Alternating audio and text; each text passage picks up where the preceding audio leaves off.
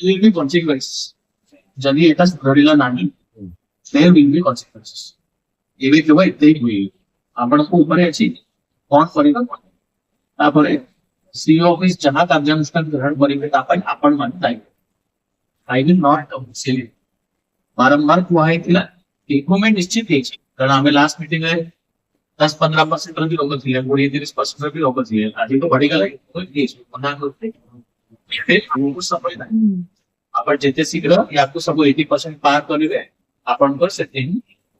ସୁବିଧା ନିଜ କାର୍ଯ୍ୟ ପାଇଁ ନାହିଁ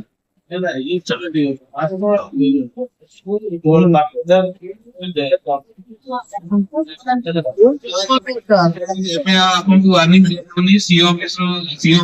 ରିପୋର୍ଟ କରିଦେବୁ ଆପଣଙ୍କର ଇନଫର୍ମେସନ ଏହା ପୂର୍ବରୁ 138-139 ଆମେ ରିପୋର୍ଟ କରିଛୁ ତାଙ୍କର ପରଫର୍ମାନ୍ସ ମାର୍କ ଭଲ ଅଛି ମାନେ ଆମର ବିଲୋ 50 ତ କେହି ନାହାନ୍ତି ଆଉ ଯୋଉମାନେ ବି ଅଛନ୍ତି କିଛି କାରଣରୁ ରହିଯାଇଛି ଆଉ 80% ଏବଭ ବି ବହୁତ ଅଛନ୍ତି ଆମର ସେ